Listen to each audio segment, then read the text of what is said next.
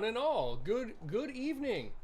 Good evening, Wastelanders, and welcome back. Welcome to the show.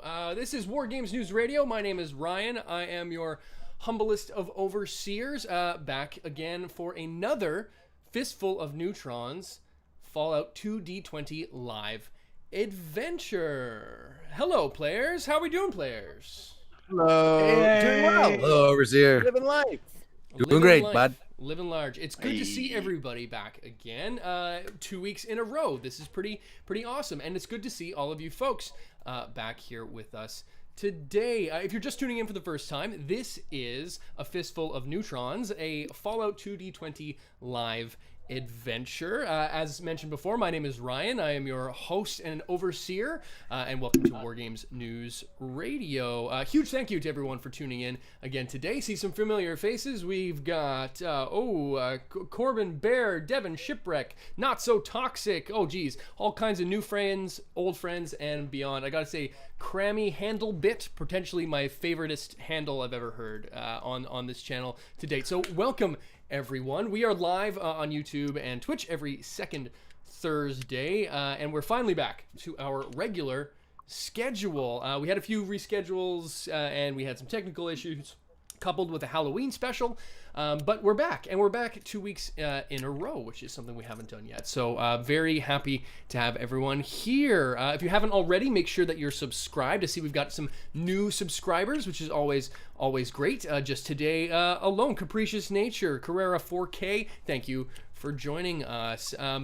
Speaking of which, we wrapped up the 1,000 subscriber giveaway not long ago. Yeah. Congratulations to Thomas Williams. Your prize pack is in the mail. So let us know if and when you get that. Post it to our socials, which you can find in the description. Send us a photo of you repping WGNR. We'd love to see it. Would love to see you drinking from that WGNR coffee mug or wearing that t-shirt whilst playing a game. So yeah, let us know if and when it shows up. I mean, when it shows up, not if. Knock on wood.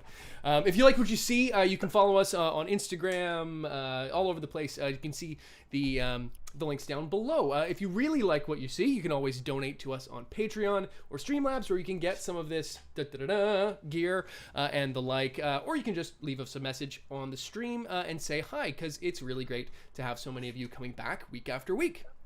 Really fun. If you want to chat with us more, you can join us on our Discord server, where we're just wrapping up, or midway through, I guess, another month of the WGNR Hobby League. So if you like to paint and make, weird little dudes and things like I do, you can join us there, which is always fun. And you can win some prizes there as well. We like to give stuff away, which brings us to this bad boy. We are giving away another digital copy of the Fallout 2D20 rulebook, courtesy of our friends over at Modifius, who gave us an awesome shout out on their social medias today. Super good guys. Cool. Good guys. Thank you so much. Absolutely rad. Yes, the lads and lasses over at Modifius, that's my bad Scottish accent, and they're British, so I don't know why I went Scottish, have been supporting us very well, doing what they can in the form of some digital copies of the rulebook for us to give away to you folks. So I see some folks commenting in the stream here. Make sure you comment !prize pack, and you can win yourself a copy of the rulebook, which is pretty awesome. We've got a couple more left to give away, and another shout out thanks to our friend Ryan Gale, who's just a fan of the channel and wanted to support us with another digital copy that he had kicking around. So he's asked me to give it away as well. So we're gonna have a bonus. This was supposed to be our last giveaway for these digital copies, but we have an extra one coming up, so we'll do it again next time. So Uno Mas, we're gonna run this giveaway one more time. Thanks again so much, and one last bit of housekeeping before we get going. Fallout tends to be a bit of a dark environment in which to operate. We avoid going to any super dark and icky places, but this show does contain scenes of violence, mature subject matter, and fucking swears. So be prepared for that. If there's anything that might happen in a real wasteland, we don't go that far, but if there's something you think that you might get upset about in the post-apocalypse, just to be safe, maybe put the kids to bed tonight. So there we go. But with that out of the way, let's go around our virtual horn and get reacquainted with our wasteland wanderers, starting with Justin. Justin, tell us about yourself and Yuri Andropov.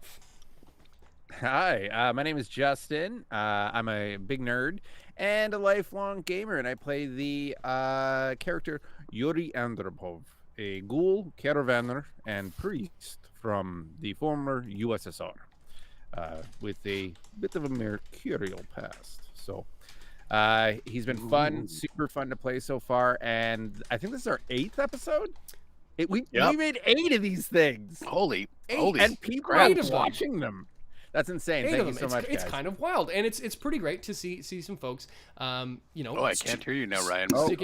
Have I disappeared? Oh, have I disappeared? There we go. Sorry. No, There you go. And we're back. I have returned. It's 8 episodes, wild, and it's great to see some folks returning face to face. For those of you who don't recall, we'll also go around and reintroduce ourselves to Grant, as played by the Rifleman, and vice versa. Yeah, thanks for that introduction, Overseer. I'm Grant Charles Elliott Kingsmith, the Rifleman. It's been quite the journey so far with my dog Duke and my traveling companions Yuri and Johnny. Trying to keep myself out of trouble and turn some corners. I used to, of course, be a mercenary, and I suppose I've hung up those boots. Trying to see what the future holds here. Trying to do some good in the world. Following behind the infectiously, contagiously positive spirit that Johnny is just exuding everywhere he goes. Well, speaking of which, our last team member is the ever enigmatic and charismatic horseshoe-wielding Johnny Bottlecap, as played by Raj. Raj, tell us a little bit about Johnny and yourself. Yeah, my name is Raj, long-time listener, first-time caller. Actually, no, I call in. I call in every week. Nice. I play the character of Johnny Bottlecap, a bit of a younger, bushy, bright-eyed, bushy-tailed, that kind of thing. He doesn't really know a lot, but he's really eager to try and help in any way that he possibly can. Well, hopefully you'll be able to lend some assistance to the folks here in Boulder City, and of course to Longmount, to weave us speaking of segues, into the beginning of our game proper. Hold on. Oh, 1 sec. Yes, of course, forgetting. For those of you in the, probably the greater Commonwealth, as well as I believe it applies in a way to our friends in the United States as well. Here in Canada, it is Remembrance Day, a day where we take a moment to remember the sacrifices of those who came before us, fighting in conflicts around the world. While we play a game that is, somewhat violent, and we know that there are violent things happening out there in the world, of course, we are saddened by the global conflicts around the world, and hoping that one day it's not something that anyone needs to do. But for those of you who have, thank you for your service on Remembrance Day in the Commonwealth, and also Veterans Day, I believe it is, in the United States. So thank you very much. We just wanted to acknowledge that before we got going on a very respectful day worth remembering. So thank you, folks. We know that there are some folks who watch this stream who are service members, or former ones at least. So thank you again for your service. With that somber note, let's shoot some bad guys. Let's get weird. Let's get We're goofy. gonna get weird about it. Let's roll some math rocks. We're gonna do the exact opposite of trained soldiers and be absolute dipshits. Yeah. So there's something to be said for that, because our group here has been on the road for some time, and things have been pretty interesting since leaving Longmount about a week ago. You started your quest, or your journey, on a quest to help the people of Longmount establish a trade route with Boulder City, Colorado, after a shootout in the streets with a merchant who is now pushing up daisies by the name of Honest, or not so honest, Abe. Seriously, fuck that guy. At long last, this ragtag group made it into the gates of Boulder City, Colorado. It was a dangerous road, fighting ghouls, raiders, mutants, all kinds of things along the way. But you've also made some new friends in the form of a Mr. Handy named Mr. Microwave, and a former highwayman, now a band of mercenaries who operated in this area, who was an old acquaintance of Grant's by the name of Cutler. He's now, one arm lighter, but he's living now in Longmount under the assumed name of St. Louis, with Hondat and Bert and Carla, and now Mr. Microwave, who's also a resident of this small town that you folks seem to be sending a constant stream of NPCs back towards. Most recently, Godspeed, St. Louis. Godspeed St. Louis. Oh, that's our new indie band. I was about to say album that's a name. Yeah. fucking Hold Steady album right there, That is, baby. the Fistful of Neutrons soundtrack, Godspeed St. Yeah. Louis. Most recently, you all tangled with a group of raiders disguising themselves as members of the New California Republic, which have been dipping their toe in the Colorado territories, which is where you all reside. For those of you just joining us, our story takes place about a year after the events of Fallout New Vegas, and with the Legion in disarray and retreat all around Colorado, things have been pretty wild in the Wild West. Now, you met these NCR soldiers on the road, who in fact turned out not to be NCR soldiers at all. They were a gang of raiders who had jumped a crew, gosh knows how long ago, and had been running a racket on caravans coming through the area, luring them in and taking their goods. But you were able to dispatch these would-be attackers after making it safely within the walls of Boulder City. The NCR and their commander was grateful to have you return the dog tags of their fallen comrades. This began a night of revelry and interesting twists and turns for the crew as you hit the market, picked up an upgrade for Yuri's laser pistol, good old Sherlock Ohms, and you three grabbed a drink in the Brahmin Tail Saloon, where you met a super mutant bouncer by the name of Doorman Guns. By the way, I'm just saying, I'm retiring Yuri Andropov. I'm going to create a spin-off series. It's going to be called Fistful of Neutrons Nights, and it just follows Doorman Guns. Doorman Guns is my fucking favorite. Doorman Guns has Doorman become Guns. a bit of a character on the chat as well. So we might see a little bit more of Doorman Guns and his employer, the bartender Whiskey Pete. He was more than keen to reminisce with Grant and Yuri about some good old days, including that fire in the bar a while back and the ballad that accompanied it. Johnny, speaking of which, you entertained the crowd by bellying up to the bar and playing the hell out of the thing, despite the fact that it actually plays itself. But that's a story for another day. Minor detail. Nobody needs to know that. Minor setback. Well, it's not all fun and games in Boulder, as there's work to be done. The settlement of Longmount needs a trade route to stay alive, and Yuri, taking it upon himself to try to move the story forward, decided to go and reconnect with the Crimson Caravan and see about setting up a trade line, perhaps. That was when we last left the group. Johnny was in the bar, Yuri was at the doorway of the Caravanners and met someone who recognized him, and Grant was following behind, keeping an eye on the old withered ghoul. But that was last night. This is now. This is the following morning as we open our scene. This is about 9:30 a.m. Whiskey Pete and a Mr. Handy, as well as Doorman Guns, all seem to be nursing an equal amount of hangover, are some of the few people in the Brahmin Tail Saloon. Aside from yourselves, who are perched up in a corner at a table, equally, I imagine, at least one of you nursing off something. There's a few others in the bar, some either drunks working on the hangover from last night, or perhaps getting an early start on the day.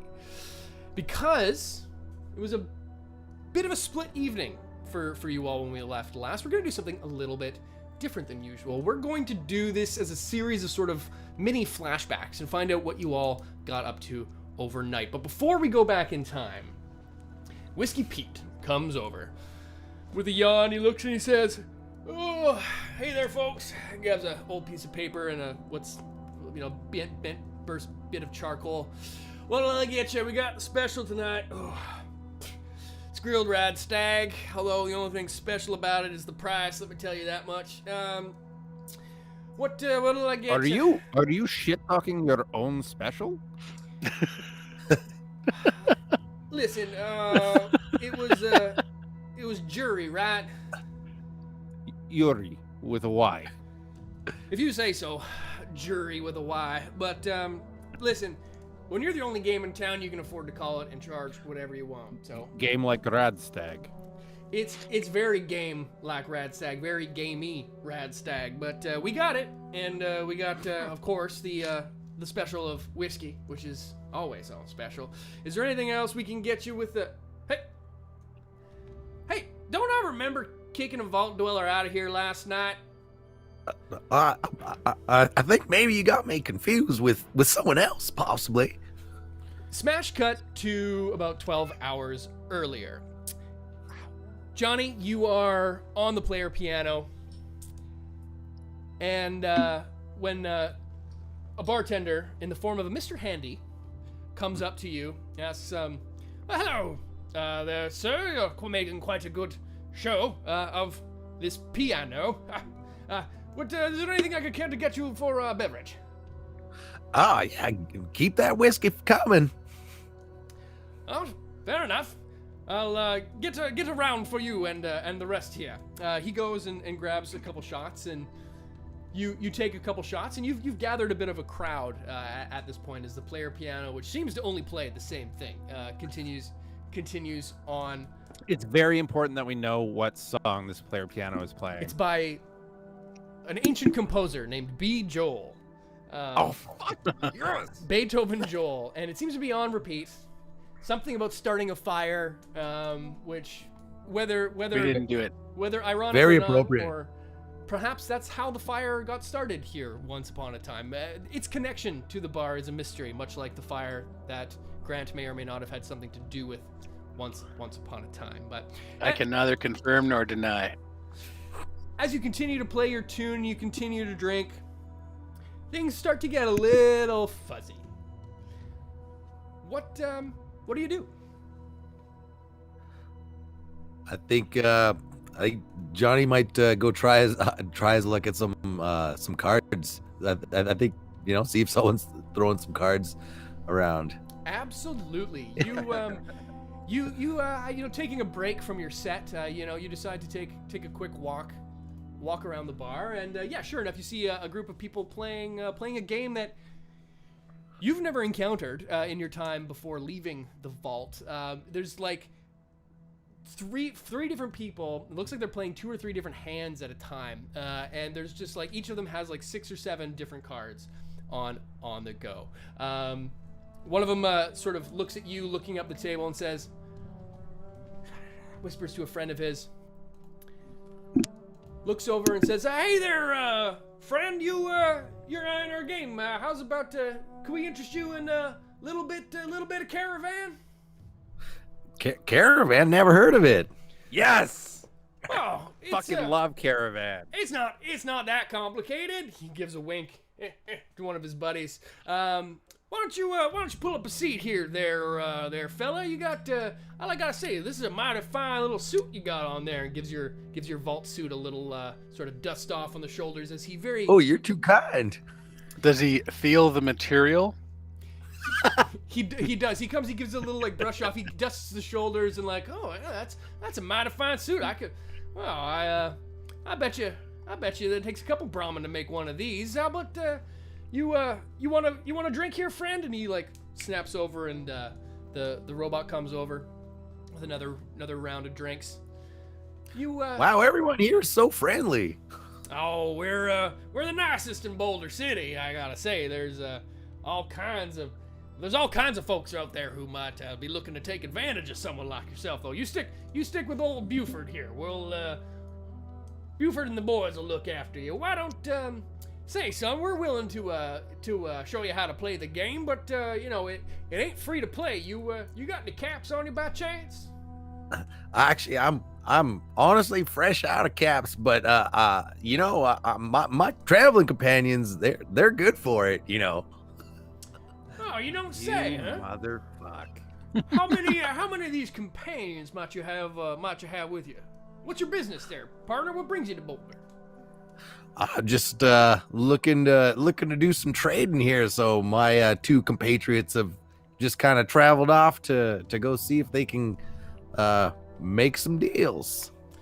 Oh, make some deals, hey? All right. Well, you can tell for a moment when you said you didn't have any caps. Like you could tell that like he looked a little distraught, even from Johnny being a little naive. He looked like, oh man, shucks, no caps. But when you say that you have business in town and that some of your compatriots are off making deals, his demeanor changes a little bit. Oh, all right. Well, if you say they're good for it, then what do you say? The base stack is 5 caps, and as he says 5, the guy next to him gives a jab at his elbows. It's 8 caps. You in for a hand there, son? Let's make it 10.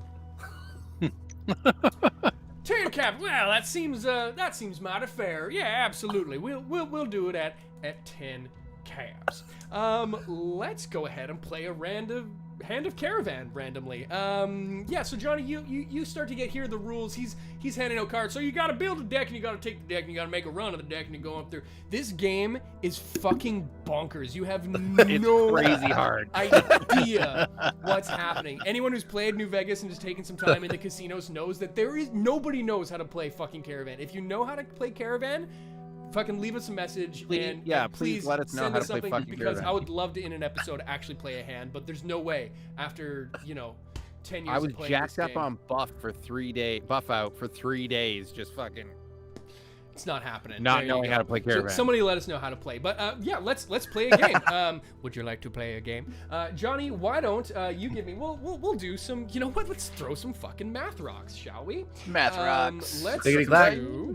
Let's do a contested luck test, I guess. We're gonna do Let's do. luck plus Luck be a goodness. Johnny tonight. luck plus Luck be a Johnny tonight. I guess it would be. I mean, it's gonna be like a charisma-y kind of skill too, I guess. So why don't we say barter, luck plus barter? Oh wow, okay. My target number is a 12, so Okay, well, this is Johnny's going to be- good at this. Okay, well this is going to be a difficulty 2 for the first here. All right. So I'm gonna roll it 2. Oh, Just one success. 1 success. Eh. Okay. You start playing and you're not having a good time following this, but you seem like you're getting the hang of it a little bit, and possibly a little bit more than these guys thought they would. So as you're going around the first hand, Buford looks and says, yeah, you go, yeah, you got your caravan, you got your runs here. Oh, sorry, son. Looks like you didn't quite have me there. And one of his buddies, like a guy who's like really drunker than you are, even at this point, looks at me and goes, "What do you mean? He's got a run right there." And the middle guy's just like, "Shut the fuck up." And then Buford sort of catches your eye and goes, "Oh yeah, right, yeah, you did." Now, sir, you wouldn't be trying to take advantage of me in my inebriated state, would you? Let's go with a difficulty 3. Charisma plus speech, I guess it would be. Test. All Johnny, right. I would just like to, not to table talk too much, but I would like to direct you to like a lot of the luck mechanics that you can be using. Fucking burn them, baby. Is Johnny lucky? Yeah, I think I'm gonna maybe let's say I'm gonna burn. Can I burn 2 luck points to roll 2 extra dice? You can sell me an XP if you'd like to make a roll ahead of time, and then if you screw up, then you can burn a luck point to re-roll a die. But you can only do that, I believe, with 1 die. Right. Okay. So I'll buy 1 dice from you, Okay. and I'll roll 3. And my target number is a 10, I believe. Okay. Yeah. So let's see what we get. Clickety clack. Math rocks. Okay, so that's 2 successes and a 12. So I'm gonna spend a luck point and re-roll Okay. 1 dice. Come on, baby. Come on. Yeah, 3 succces. Nice. Yep, baby. Okay. Well. Baby boy. He Baby boy. he starts to stammer. Oh well. No. There's it's an honest game here, friend. We run an honest game, don't we? Don't we there, boys? Don't we there, boys? And like, yep. And the third one, the really drunk one's about to say something like, and the second one just like clasps over his mouth like, yeah, it's an honest game. You can totally tell that these guys are trying to pull one over on you. He looks at you and says, yeah, so, yeah, 10 caps was the wager on that one, but, what do you want to say that it's beginner's luck? You want to go for another double or nothing? No, I don't think so, mister. I'd rather just take my winnings, because it seems I beat you fair and square. Huh. Well, you go to, like, take your caps, and as you do, he just one hand comes down. I don't know there, friend. I think, you might want to play another round. I don't know if I do, sir. As the stare down intensifies in the Brahmin Tail Saloon, a hush starts to fall around the tables around you, and you can, this normally loud room, you can hear a pin drop. And Grant, you notice that the din of the town quiets a little bit from where you are, from your vantage point in the bazaar in the marketplace. You just had eyes on Yuri. Yep.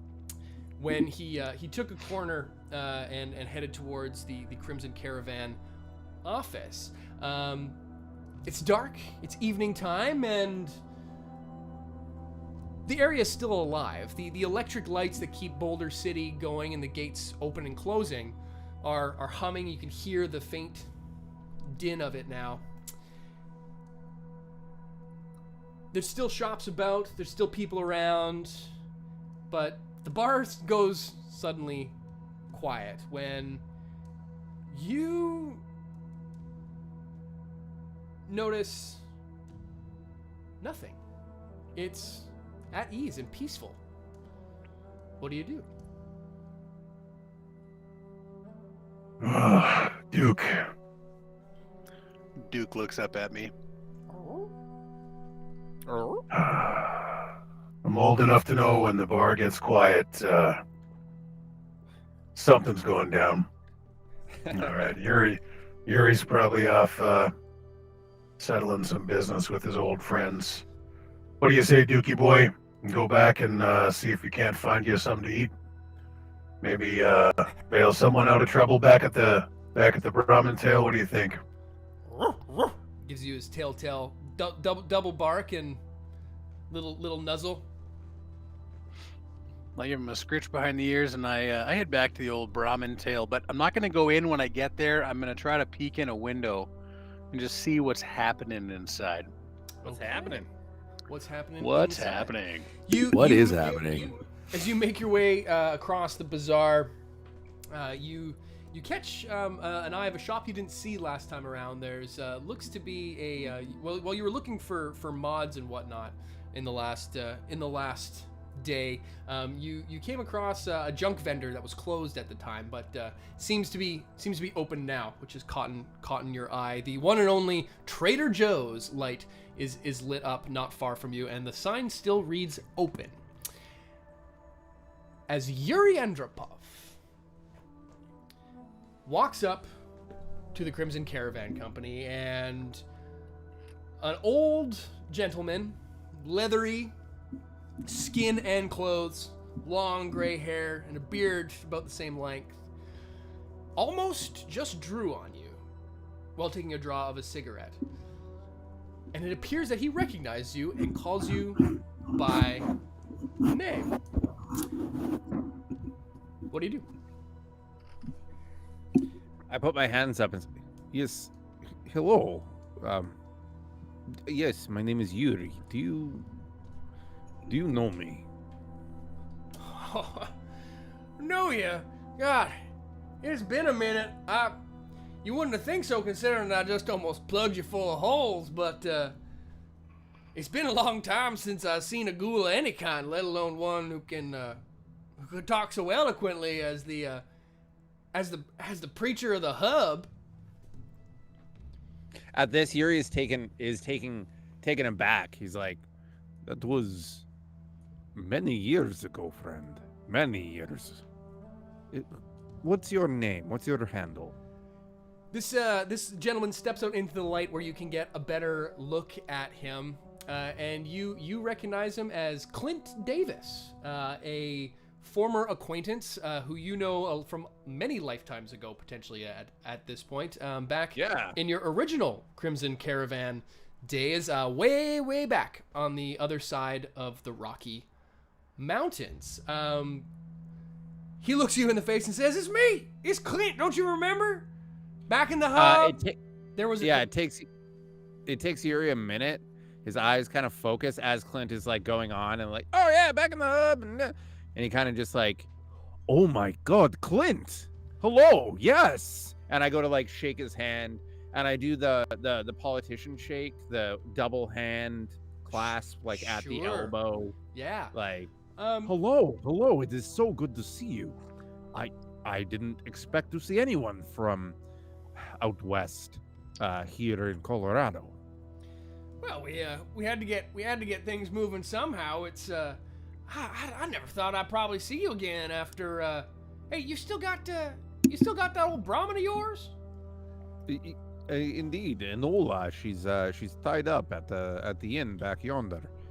Yes, of course. I would never part ways with her. Yeah, you know this guy from he's been a Brahmin hand for the Crimson Caravan he was working there back when you first set. You were a much younger man, as I remember. Yeah, very that's young. True. Had a couple of extra fingers too. He holds up, and ironically, the hand he was about to draw on you with has no trigger finger. The when he quickly regales you with a little bit of the past, but yeah, you two would have worked together when you were a trader back in the hub, an official Crimson Caravan worker. For anyone who hasn't heard one of Yuri's origin stories of Yuri and Enola, you can go check that out for a little bit of Yuri's past as a caravaner. But Clint regales you with a story of how, well, when the Legion when they got turfed down at the dam, NCR started moving west, chasing them on, and well, they needed to keep the supplies running, so naturally Crimson Caravan came in. We basically been following them out point by point, and well, McCaffrey back in Vegas, she got me to run this line, and well, I've been helping out the help, if you know what I mean, the bosses, while I've been running these Brahmin teams. But how in the heck, what are you doing out these ways? Well, there was some unpleasantness in my departure from the Crimson Caravan. I am still an affiliate, yes, but I don't. I work more freelance now. I'm actually here to speak to your administrator about establishing a route to Longmount, actually. Longmount? Never heard of it. Where's that? It's up north from here. It's a very small town, but it runs through some very prosperous areas, the Altona being one of them. I think that it could be a very prosperous little route if it was nurtured. Interesting.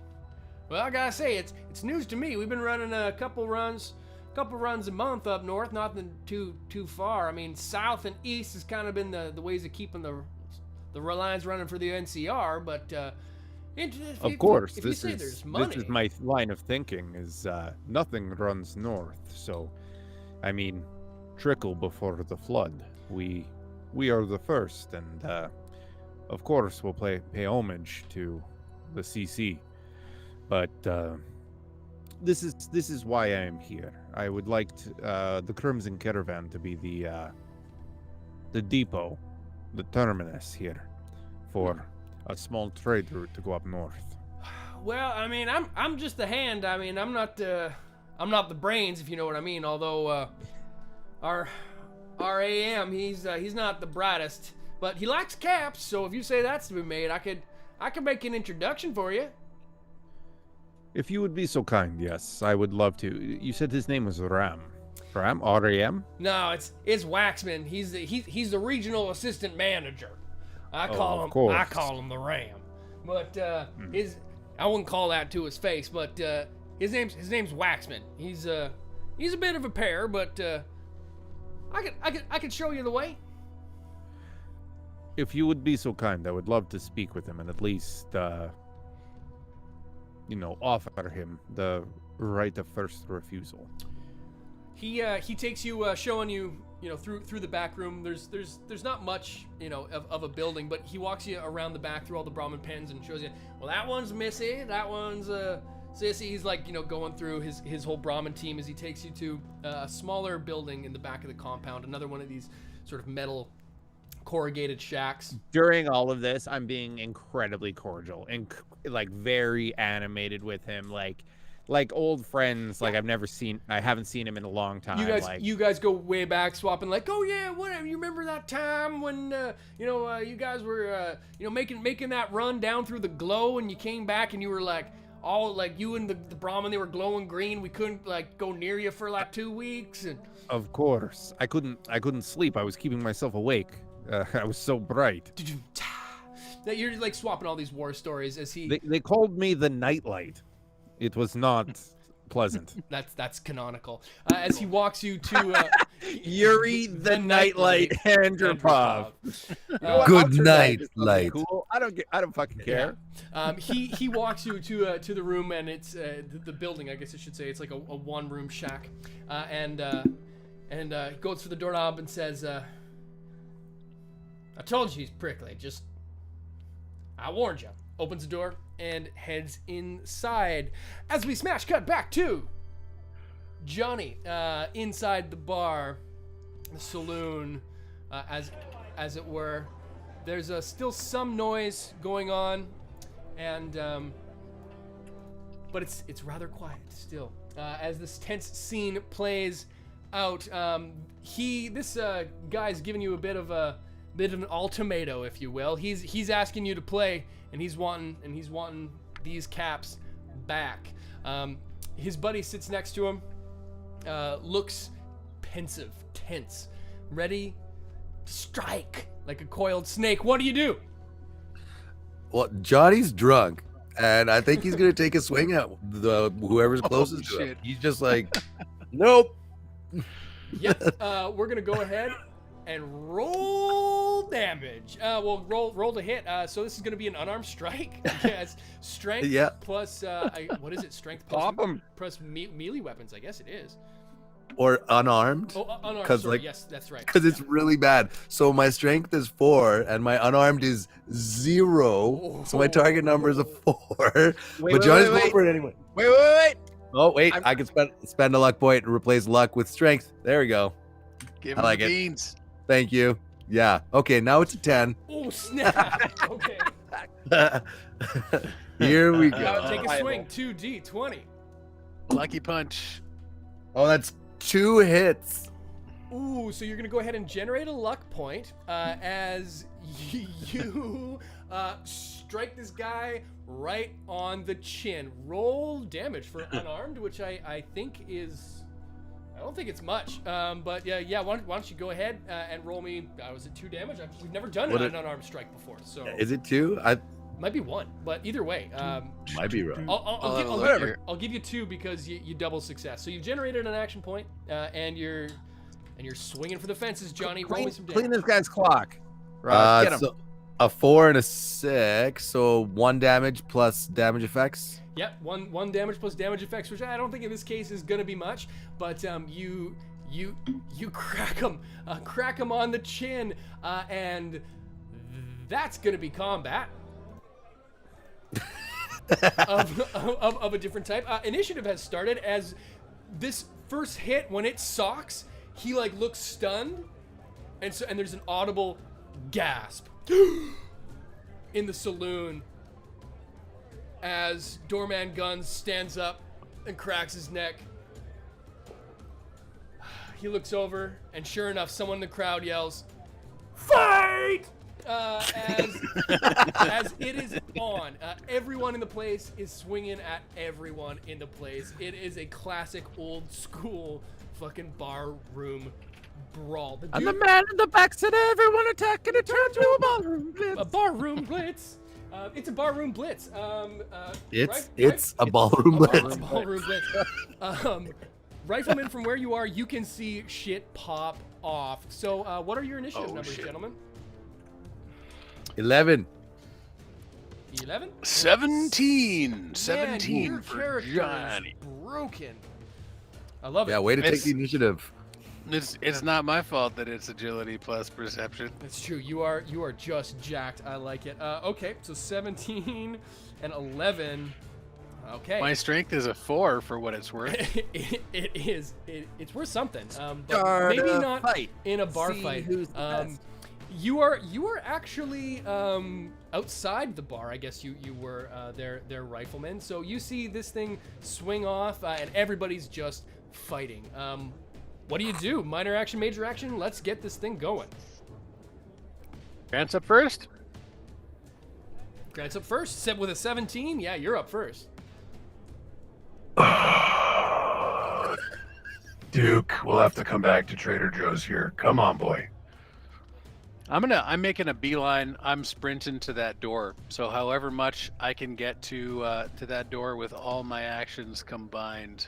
You can definitely, with your minor action, you can get yourself through the swinging saloon doors, and it is just pandemonium. Like, there's like dudes like flying across, like you almost have to take a step back as like a guy just goes like gets bum rushed past you, and you are in this bar fight. Theater of the Mind. It's a 2-level place. You know, your classic Wild West saloon. You know, rooms up top on a catwalk.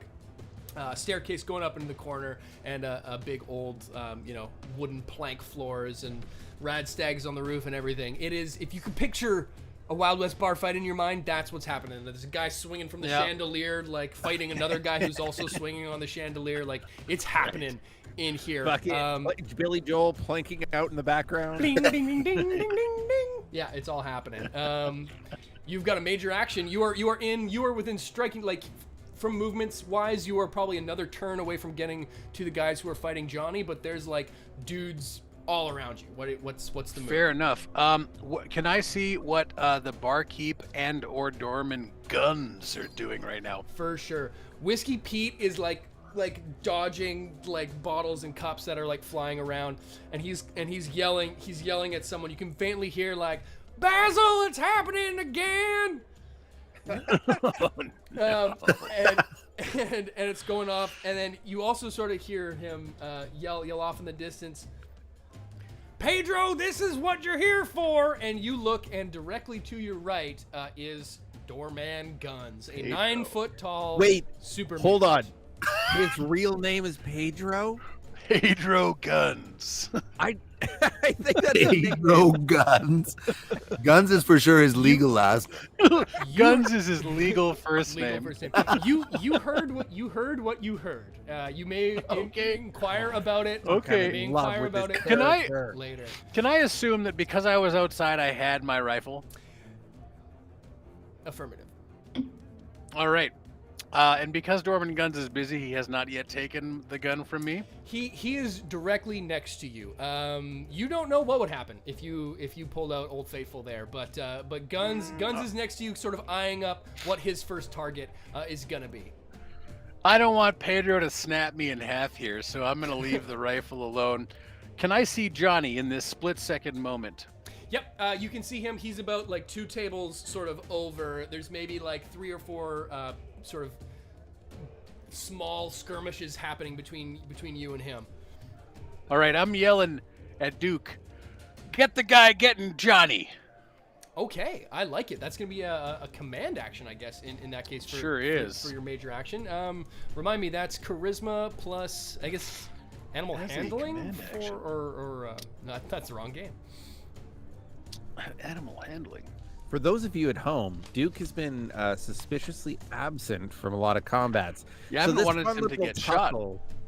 Yeah, exactly. This fun little tussle. It's nice to see him get in the war. In episode Charisma 2, plus survival. Charisma plus survival. Yeah. There it is. Okay, yes. So target number is 8. I'd like to buy a D20, please. You may. That depletes the action pool. And just for those Fair playing enough. the home game, I have 5. Uh-oh. Fuck, this is a fun game. This is so fun. Cost plus survival. So Just wanted to play some cards. My target's 8, and I have 2 successes. Okay, yeah, that's 100%. So you're able, Duke just like hops too. You can tell like he was waiting, like he was like ready to like. It's been a while since he's taken a bite out of anyone. A bite out of crime. Yeah.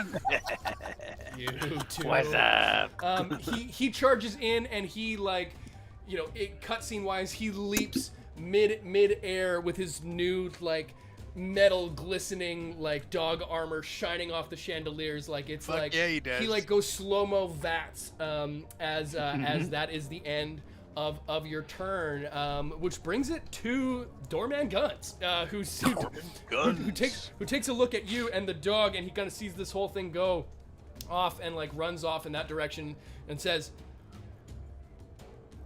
"You go that way, I'll go this way."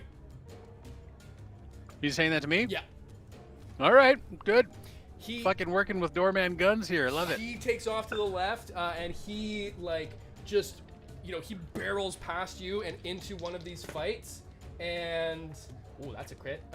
He just knocks these like 2 guys flying. Like he's just like bum rushing through, and it takes very little effort for him to just like knock 4 dudes down with one solid like swipe of his arm, and that's what he does. It now goes to the guy who Johnny just punched in the face, who introduced himself as Buford, takes a swing back at Johnny, and he is also going to connect for... Good old Black Eye Buford. Oof. He connects, but it doesn't do much. He goes for a gut punch, and with that Vault-Tec armor, you can tell he's never really seen something like that before, and he like takes... Your armor takes all of the hit. Like he might as well like rebound. Like this is, you know, a 12-year-old punching Iron Man in the stomach. Absolutely nothing happens. It just His like hand vibrates. stops dead and like actually like looks up and makes eye contact with you as it is your turn. I'm envisioning Johnny, like, I don't know if he can like shove him or maybe create some sort of a distance between him, and then he's gonna like run at him and like shoulder to his like waist. Boom. And like, I don't know, barrel him over a table or something like that. You know, that's kind of what I'm going for here. Yeah, sure. Okay. We'll say yeah. You do that. You give him a little shove-a-rooney as you take a dive at him. So yeah, roll an unarmed attack again. Perfect. Give him the forearm shiver. Give him the beans. I want this to work, so I'm gonna spend another luck point. Okay. Okay. All right. So yeah, unarmed. So it's my target number is a 10. Okay. And here we go. Get him. Only takes 1 to win. Oh no, I biffed it hard. But didn't you buy anything? No, he spent luck. Oh, he didn't. I spent luck. I spent luck on it. No. Okay. Was it a complication or just miss? No, it was just a miss. A 15 and a 16. Okay, yeah. You go in and you get into him, but like he sort of like takes you for like a spin, and sort of spins you around, and now you're just kind of like hugging him by the waist for no impact. I mean, you are pretty cut at this stage. I love that scene where you thought you were gonna bowl him over, but like he just like solid, picks and you you're up, like, like hi. ready to like suplex. No, not quite. Not I've quite been that there. intense.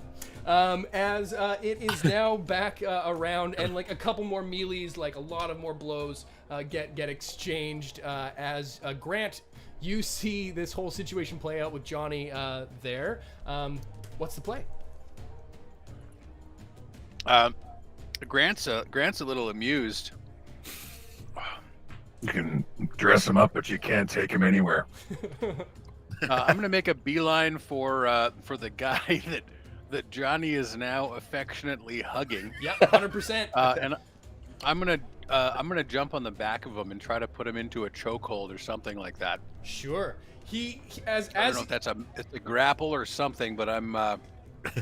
Yeah, I mean, like you can definitely you're able to, you know, with your sort of movement action, you're able to dodge, you know, you sort of make your way through a couple of these fights, and this guy's got Johnny by the chest, barreled over, and he can see you coming, but like there's nothing he can do, because if he lets go of Johnny, then like he's just got Johnny at his waist, and he looks up and he sees you coming as you take sort of like a lunge at him. So let's go with an unarmed attack, and you get a additional attack, I believe, because Duke is also in mid combat with the person that you're attacking. Additional attack, so I'll take it. You know, I got to admit that my strength is not very good here. It sucks. It straight up sucks. 1 success and 2 that are definitely not a success. Okay, that's enough to do it. You take him and grab him. Roll some damage. It's just a slap fight. I love that it's a fucking slap. Like, knock it off. Stop. Oh, 2 damage. Okay. Yeah, he takes that as you like choke hold him out and roll an additional 2 damage for Dookie Boy. All right, will do. Good boy, Dookie. 2 damage from Duke. Yeah, he takes all of this. You like give him like a full on like sock across the jaw as he sort of recoils with Duke biting his arm and Johnny around, and this guy's like totally fucked now. He lets go. He lets go of Johnny as like you're doing the like go to sleep, go to sleep, go to sleep, Go like sleep, you shitty wizard. yeah. Situation going on as Doorman Guns is just fucking people up right now. Except one of does he look fucking good doing it though? He does. Like He's as like, a super mutant. He's like chairs are coming, like people are trying to hit him with it. And he's like grabbing it and like putting it down, picking the guy up and like out the door. Like, So he's like Treebeard. He's like Treebeard walking around normal size people. Yeah, he's Treebeard walking around normal sized people. Except as he's distracted by the situation at play, he rolls a critical failure. Oh no! And there's a couple. The guy who was next to the dude that you're all currently entangled with sees that his buddy is going down swinging, and he sees that the bucket o' guns is unattended. Oh no! Doorman Guns is elsewhere. He makes a beeline for Doorman's Guns, and you see this happen as he goes and he grabs out of the bucket a double barrel shotgun. Smash cut to a very different scene. A very different scene. We have Yuri, who's walked into the office of the Crimson Caravan Company. You have your man Clint next to you, who seems all of a sudden very timid and sheepish compared to the jovial reunion he was just having. There is, in this room, one sort of lamp lit and a very sort of Bob Cratchity looking figure behind a desk. He's wearing like an old West banker would have on the go. He's got like a vest with a white shirt and like a weird thing around his collar or bicep for some reason, like a little collar situation. Please tell me he has a cummerbund on. Does he have a visor?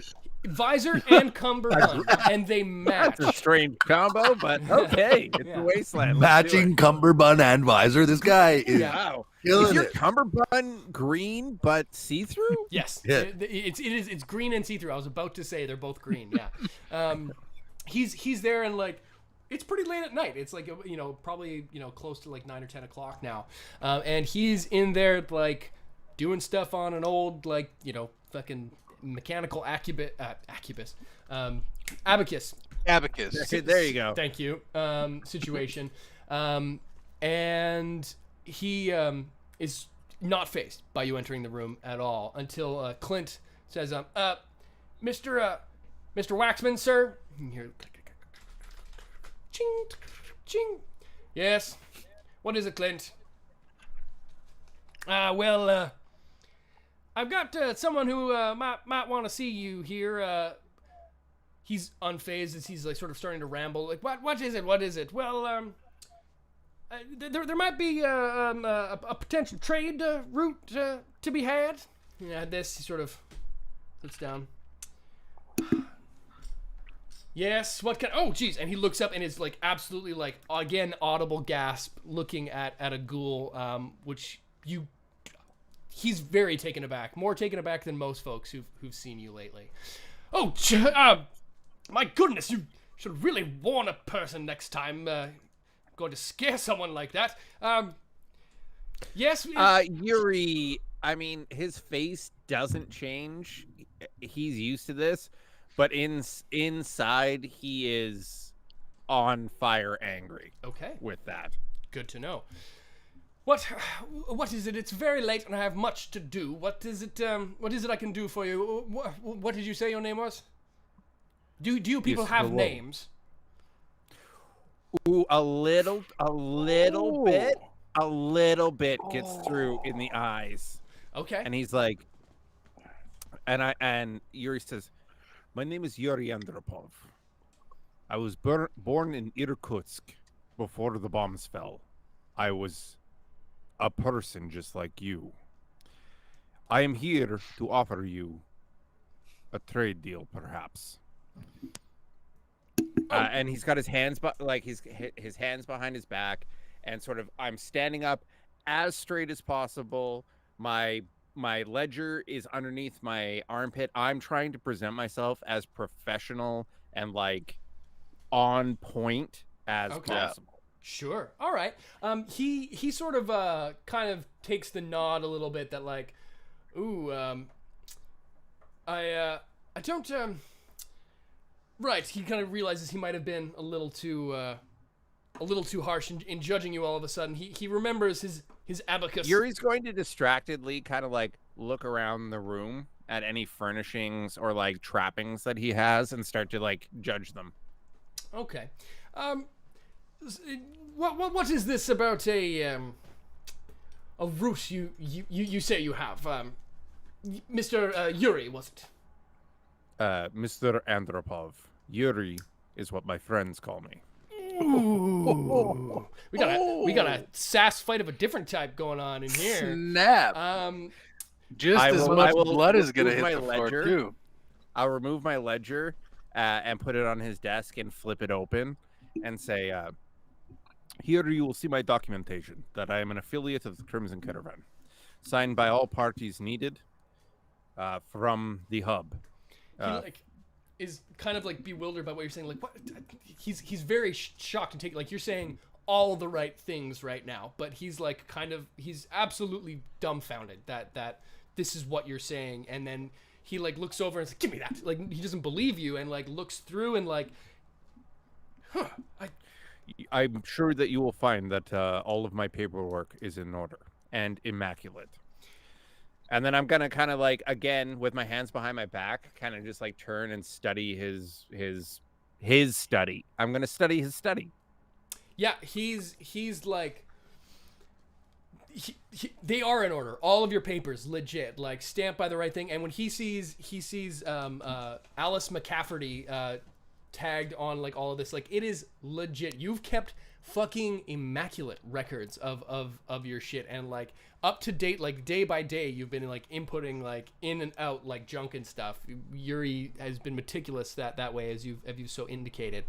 Well, I must say I am many things, including very impressed at the moment, but also a little bit off put. Everything is in order, but your last weigh-in was, my God, is that right? 15 years ago. That's some time to be out here on your own as an independent. Yes, I just indeed. pulled that number I have out not of the air. had a steady route. No, that's fucking yeah. Let's do it. 15 years. It's been 15 years since you've been across the mountain. Yeah. Sure, why not? Yuri's been out of the game for a while, and so actually I like that. I like that so much because like Yuri's kind of putting on airs right now. Yeah. Like I got insulted, and I'm like, here's my fucking paperwork, and I give him my paperwork, and it's like my resume's been blank for like the last 15 years. Yeah. You haven't actually checked in at like a Crimson Caravan hub in some time, but your ledger is still, like I said, immaculate. You've kept track of like every in and out bit of scrap that you've been collecting along the way, and how much you've paid and sold, and all of your independent caravanning gigs. Well, yeah, I like that. I like that a lot. So I will say it's looking good on your ledger, but again, I'm a little dumbfounded. Tell me a little bit about this route. Where is it you're looking to? Where is it you're looking to connect to the to the hub itself, and of course to our little operation here, which he says with like a little like, look at all I have created in Boulder City. Look, it's everything I've got. Look upon my Brahmin behold. pens, and weep. and despair. It's like not that great. Like, Anyway, you've seen better. Oh yeah, for sure. But we're all out here fucking putting scraps together for. Anyway, I'll say, do you have a map of Colorado? He like digs out, and you can see he lays this map of this part of the territories out, and it's an old like pre-war map that's been taped and like I was gonna say taken together, and it has the pre-war designations of old highways and old towns and whatnot, and where a town pre-war once was, and its new name is written in and crossed out, and you see sort of the two sort of larger other loops in the area, one going down to a city called New Pueblo, and another heading far across the Rockies to Grand Junction. You have map. Oh, Mr. Waxman, I'm impressed. Actually, you have a Walgreens. I haven't seen one of these maps in a very long time. These ones were very well put together. And then as a little bit of an olive branch back to him. Yep, he's a little bit chuffed by this for sure.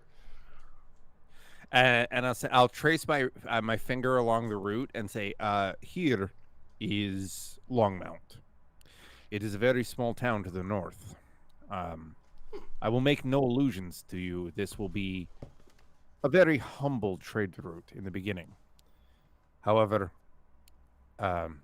myself and other parties interested are looking to make Longmount a very, very lucrative hub of northern Colorado.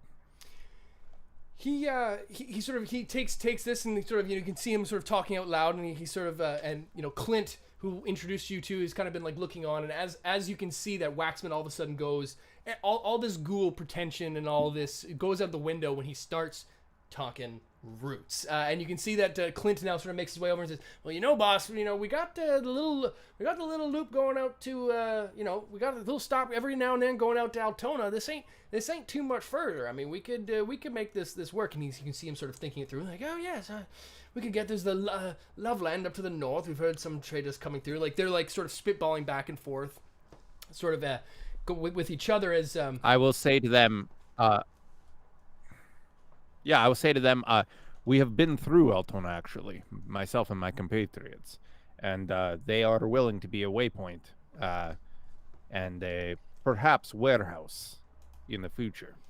I am looking for the Crimson Caravan in the Great Boulder City to be my depot, my receivers of goods. I mean, you're silver tonguing him pretty good as he looks and says, "Well, We could potentially see this happening, Miss as he like calls a Yuri again, says, Mr. Andropov, but hands go out in front of me, like at my waist, and like a slight bow.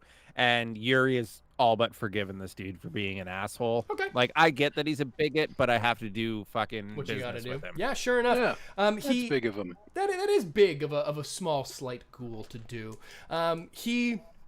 He looks on and says, "Well then, perhaps there's a bit of a quid pro quo we could do. Then in that case, things have been going well here in Boulder, but we've got many a contract with the locals, and well, Clint here's Brahmin team's been running quite well, but we seem to be a little bit short. At least one run. Your ledger, as I said, is quite thin. Perhaps an audition is in order. Maybe you could, run one stop for me, and then we could talk about running or assisting in stops for you. There's a particular contract we have with the good folks here at the Sheriff's Department for water. It's a very important resource around here. The lights are good, but there's no in-house water supply. We've been getting it from, well, an old reservoir down near Dogtown. If you were able to Are we going to do Furry Road? Well, we are now. If that's what Okay. we're calling it. Yeah. Yes.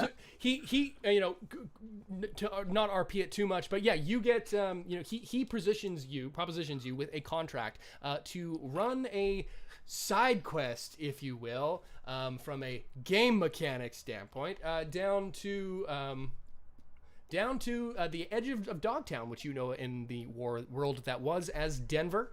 Mostly abandoned, but there is a water treatment plant there, which he has asked you to retrieve some goods for. If you're able to take our Brahmin tanker, head down there and get some Aquapura back for these folks, then perhaps we'd be in good shape. Yes. I'll look at him and say, Mr. Waxman, it would be a pleasure not only to do business with you for my own sake, but to help the people of Boulder. Indeed. I will return shortly with my crew and my own personal Brahmin, and we can work out the finer points of this deal.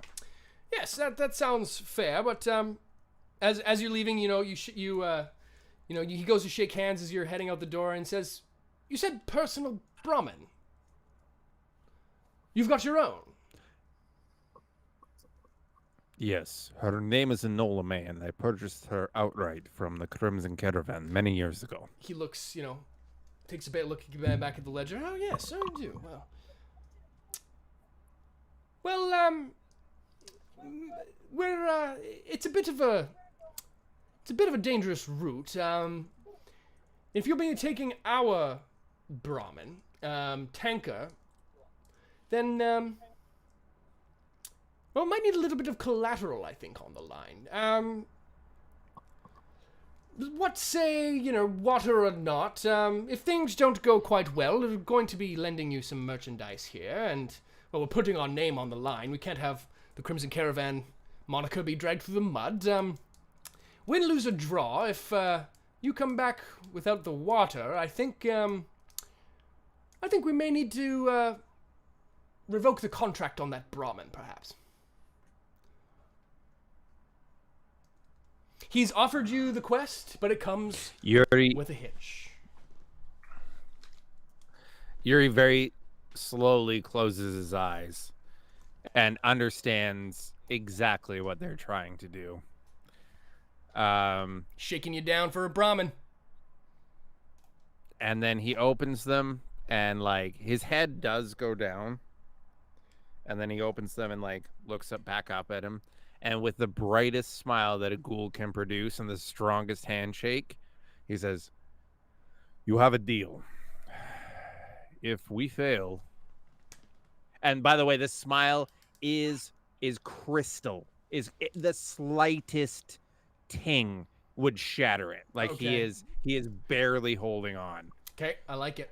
He shakes his hand, and if a perceptive man was watching, there might be tears in his eyes. He would say, he says, "You do not need to worry. I will put Enola May up for collateral. We will get your water, and then we will talk about a trade route to the north." And he shakes, again double shakes his hand, but oh, sorry, this is the first time he's double shaking this man's hand, but it's tight and a little bit desperate. He shakes his hand and like he didn't think that this gambit was gonna work. He didn't think that you'd bite on this. But he takes you at your word, and the second you offer it, he takes it. Well, Mr. Andropov, it's a pleasure. I do say I've got a few things to take care of here, and myself. Yeah, I remove without him having to do it. I remove the deed for Enola May from my ledger and like fold it carefully and put it on his desk. Oh my, okay. And I say, you keep that safe. I will be back for it. The collateral has been exchanged. The side quest Furry Road has been added to your collective Pip-Boy. That's canon! That's canon. As you make your way out into the night, and Clint looks and gives you a look of like, what the fuck? Because he knows how deep you and that Brahmin go. And as you make your way back into the streets, a little sullen, you hear a kerfuffle unlike you've heard in quite some time coming from the Brahmin Tail Saloon as we smash cut back to a bar fight in which Grant and Johnny, Grant, you're able to see this from where you are, but Johnny is still sort of doubled down. He's in a headlock, about to get suplexed by this brute Buford.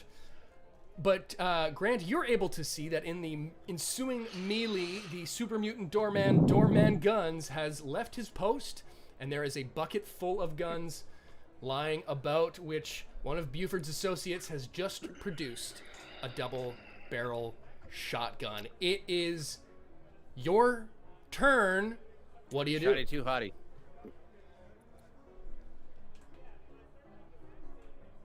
That guy can go get fucked. Duke, keep chewing on this guy's leg. It's my major action to chew on his leg. I'm going to go ahead and roll my charisma plus survival to see if Duke knows what the heck I'm talking about. That's one success. That does it. I'm reinforcing him doing the thing he's already doing, so I hope it works. I'm going to tear off with my minor action to try to get upstairs to get some higher ground. Okay, sure. You see this situation unfolding as you sort of like duck and cover and make your way up the stairs, and just as you're about to wheel around, I'm assuming with your rifle, being a rifle man, you hear the report of a shotgun. Oh no. As we're going to take our mid-show break. Thank you, everyone, for sticking around thus far. We will be back in about 15 minutes to round out the last half of this episode. Make sure you comment in the chat, !prize pack, for a chance to win a digital copy of the Fallout, the role-playing game 2D20 system book from Modifius Entertainment. We've got one of these left to give out after tonight, so make sure you, if you don't win tonight, then you will have to join us next time. But for now, please comment prize pack in the chat. We will tally up all the prize votes, pack, and we will make the draw, and we'll come back with a winner. So thank you, folks, so much for sticking with us. We've got a lot more to go in this narrative-y, flashback-y, bar scene-y episode that we have on the go. So make sure you come back at about 8:30 I can guarantee Eastern. someone, 8:30 Eastern, someone's definitely going to get shot shortly here. And who it is, we're gonna see. Stay tuned for the shot. We've got a running collateral damage tracker. I think it's at 4. So we'll see if anyone else gets clipped No more innocent shot in this one as well. We do got to get the rolling Mistakes. counter going up. Mistakes do happen on the screen. And as we like to say around the territories, mistakes do happen. Stay tuned. Mistakes do happen. War Games Mistakes News do Radio happen. and Fistful of Neutrons will be back.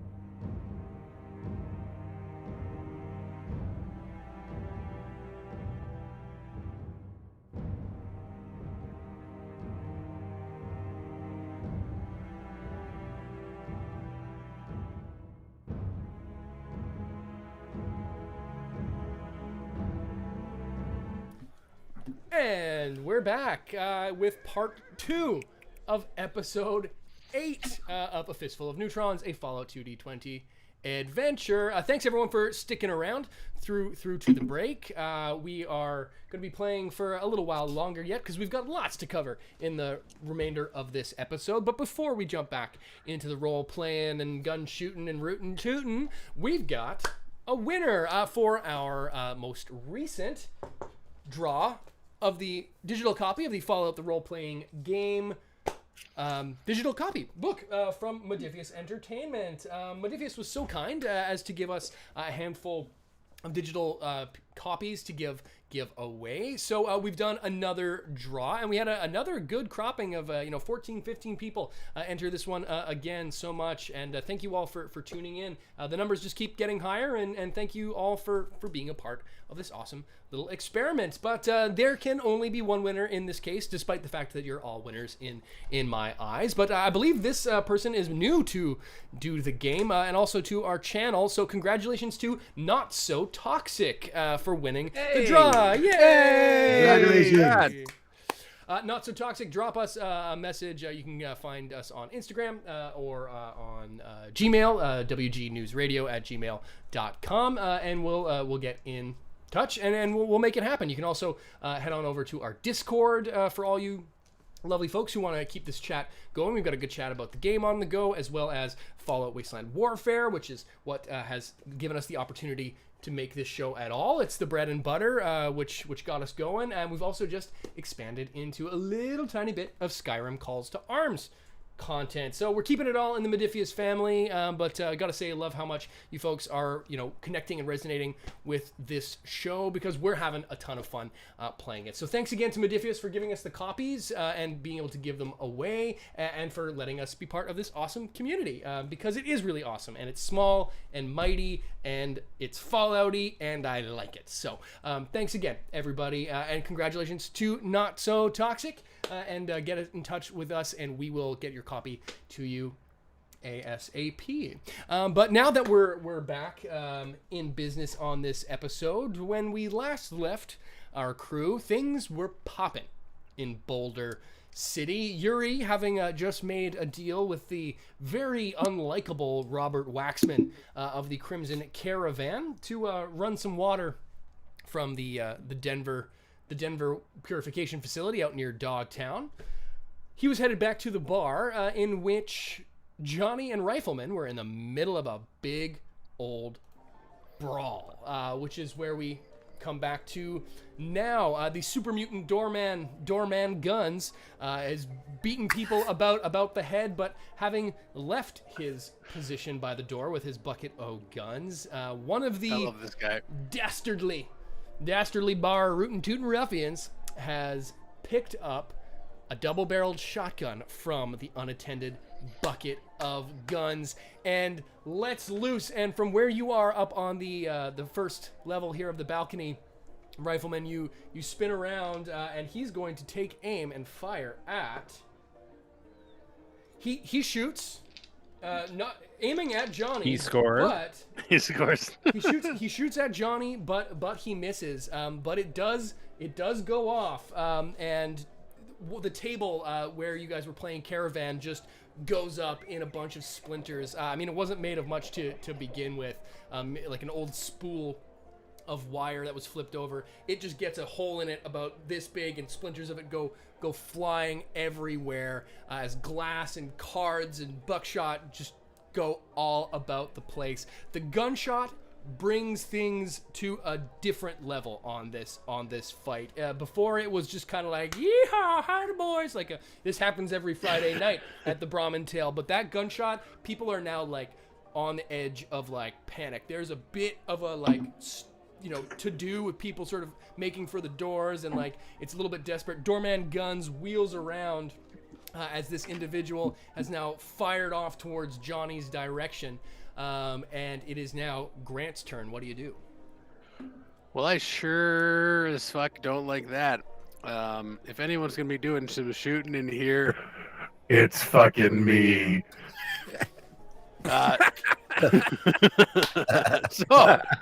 so So, I'm on the second floor now, correct? Correct. Well, you're on the stairs, like in betwixt Okay. the ground floor where the brouhaha is happening, and this wooden balcony sort of catwalk area where all the rooms are. All right. Well, I'm gonna use my minor action to get up to the top floor balcony. Sure. Yep. I'm gonna take out my rifle.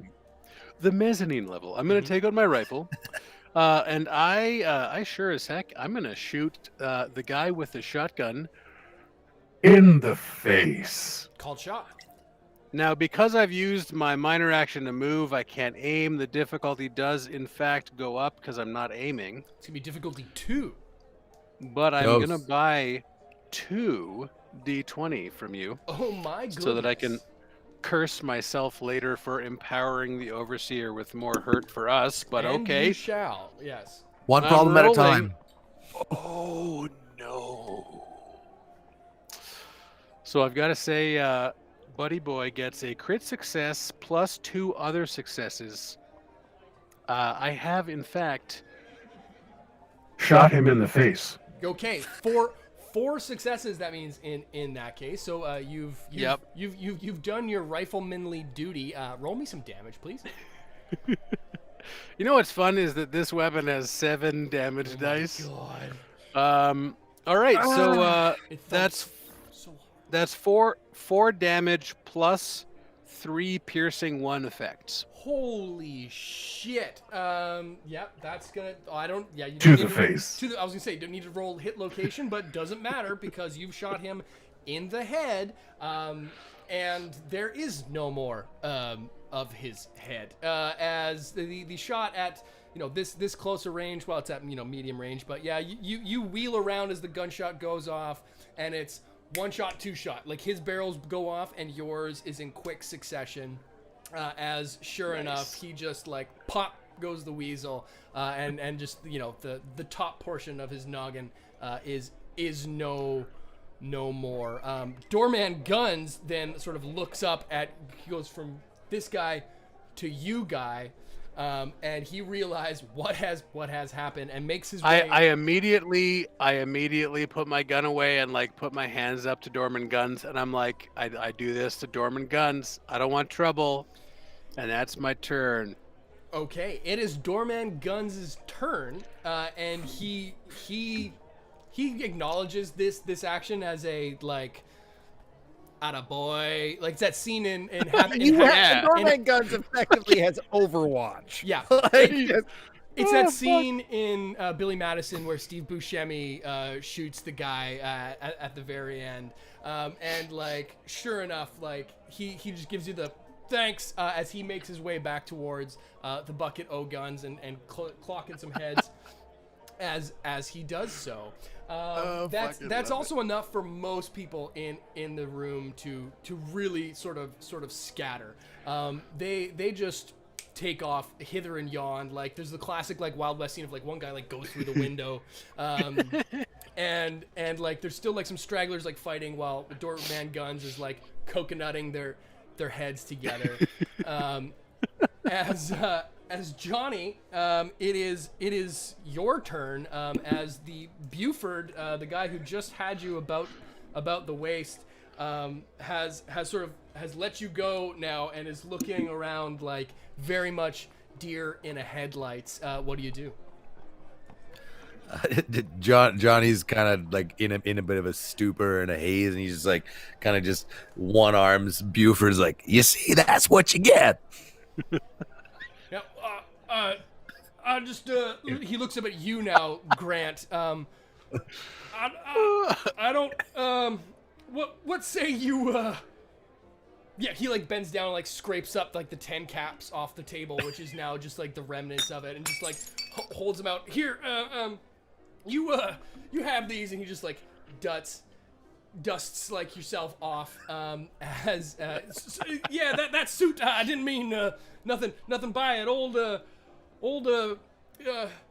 Tex there. He's he don't take his actions for me. Their partner, and like looking at you, Rifleman. I'll just be on my way then. And he like is backing up slowly. It's fun playing with you, sir. As he backs he backs up like, I'll just be on my way then. And like he hits something very hard. Duke is still chewing on his leg. Yeah, he's like trying to shake him off, like, oh yeah, no, good doggy, ow, ow, ow, good doggy, as he comes up against something very hard, muscular, and green, as Doorman Guns grabs him by the scruff, and from outside. Okay, Dookie boy, come on back. Duke runs back to you, and as Yuri, you're making your way towards the saloon, you hear a number of gunshots, and then things go quiet as people start, well, not quiet, they're quiet inside the bar gunshot-wise, but people start running out, and the one guy, you see him jump through the window like the other guy saw from the inside. And then lastly, you see one very disheveled gentleman with a black eye get Jazzy Jeffed out the saloon swinging doors, and Doorman Guns stands in front of you and does one of these and says, "And stay out." I want you to know that as I heard those gunshots, and my stride was not broken. Like, it was completely the same. It was a very slow, contemplative walk as I fucking heard, like, everything, the gunshots, the silence, the Jazzy Jeffing. It, like, my stride was on tempo the entire time. Sure. And as I walk in through the front door, I see a man with the back of his head blown off. You do indeed see that slumped in the corner. I'll look up at the mezzanine and see Rifleman there. I know his dirty work, and then I'll look down to the lower level and see Johnny, who looks a little more rough for wear, and I'll kind of just kneel. I'll give a sigh and shake my head, and then like kneel down next to this man and like draw him down onto the floor, and all you see is like me rifle through his pockets and get like a couple caps out, put them on his eyes. Ooh. And just do like a Every time that gets me. And then like stand up, and as if like after I've given him whatever rights that I gave him, as if like he just disappears from my memory, and I start to walk away and like sit down at a table. I would like to go to the main floor. I'm going to deposit my rifle in Doorman Guns' bucket of rifles. Sure. I'm gonna apologize to Doorman Guns for firing my gun inside his place, and I'm gonna rifle through the dead guy's pockets, and any money that he has, I'm gonna put on the counter for the barkeep, Whiskey Pete, and I'm gonna apologize to him too for the disturbance, and I'm gonna ask for another whiskey. Sure. Suspiciously, the bottle caps on his eyes have disappeared. Yeah, probably have. Not gonna need those. Not from me though. I don't take the bottle caps off his eyes. I respect that. Sure. I'm gonna leave those. Sure. Why not? Well, why don't you give me a one wealth roll? Go ahead and roll 1d20, and that will be the amount of caps All right. you find on the gunslinger formerly known as Tex. 16 caps from Texas. That is not bad. They must have been running this caravan scam on more marks, Yeah, no doubt. more marks than just Johnny Bottlecap tonight. Because yeah, they've got he had a little bit on him. You go through, you don't find much else of value. I mean, any other than the shotgun which he has in his hands, which as you're going through his stuff, Doorman Guns comes up and puts one large super mutant foot on while you're still going through his stuff. And as you sort of stand up and look him up, he just looks down and sticks out a hand. You saved me back there, partner. I'll shake his hand and do a little bow. Hey, I respect the work that you've got to do in here with these hooligans, and anything else I can do to help there, Mr. Guns. I've got your back. Like I said last time, Mr. Guns is my father. You can call me Doorman. But Doorman Pedro Guns. between Doorman Pedro Junior. Doorman Pedro the Guns second. Jr. Yeah, the second. For what it's worth, I I might have got a little bit ahead of myself there, but thanks for having my back at the very least. He gives you a shake, and as you head back towards the bar, he puts a tap on your shoulder. Guns. Listen. Oh yeah, I definitely. I put my rifle in there. I think before he even had a chance to do that. There you go. He takes it and says, again, thanks for. If you talk to anybody else, usually I have to play the our super mutant sort of role. So if you can just keep this between us, it's for some reason it weirds them out more when they know that I'm not. One of the dum-dums. So just between me and you, let's keep my vocabulary just between us. Yeah, fair enough. You've definitely nailed down the old intimidation factor, my friend. That's a big word for a moron. Did you say that? Yeah. Is Yuri back now? Has Actually, Yuri you know what? returned? Let's say it like Yuri's sitting patiently at a table, and he Perfect. hears the word vocabulary, and he goes, That's a very big word for a moron. Get back to the door." And I gotta give him a wink, like He gives you a yeah. We gotta stay together, baby. That's good. And he Baby goes back, boy. Baby boy. Baby boy. And he starts going about cleanup duty, and as that Whiskey Pete, who was taking cover behind the bar, and the Mr. Handy, he has identified as Basil, pop up from like nowhere, Yuri, in front of you as Rifleman. You belly up to the bar as well. God damn it! Can't we go one Friday night without somebody starting something? He's like picking like glass like out of his like hair and shit, and like Johnny, as you come bellying up to the bar as well, he looks back at Basil and says, "Well, y'all are gonna be paying for something in here. Might as well be one of these," and pulls out the whiskey. As we flash forward to the scene we started off on, the three of you probably at varying levels of inebriation, intoxication, and shaking it off, as we are back in the bar room where we just left you, but it is about 10 hours or so later. It is the morning. You are all Please tell me sitting- we've had some sleep. You have had some sleep. Any hit points you would have lost from the from the interaction with the NCR Raiders, and I don't think anybody took any damage other than the. You are deceased. incorrect. I took a lot of damage in that one. No, I meant in the bar fight. You got pretty well messed up in the other fight. But you Sure guys did. you guys nap it off, and we'll say for narrative sake, you were all up to your respective hit point maximums. It is the next morning, and Whiskey Pete stands there. Yeah, no, that's right. You two. That was the whole shebang. We tied one on afterwards, but we're still gonna be picking buckshot out of Basil for some time now. After I don't know how that man got a shotgun off in my bar. As he looks at Doorman Guns, who's like kind of like sheepishly, just like, oh god. It's the morning time. You guys had a little bit of time to yourselves individually. What do? You are in Boulder City. You are in the Brahmantail Saloon. I think what you see from Yuri is he's at one of the tables, and he's got his ledger out in front of him and a map of Colorado as well. Okay. And he's got a very ancient pair of eyeglasses, but not like prescription eyeglasses, like eyeglasses that you'd find at the dollar store or Super Saver. Okay. Like Like an you know, off-the-shelf, old like, person yeah. reading glasses, like Yeah. down on the bridge of his nose, and he's tracing things out and mapping things out. Okay. Good. You're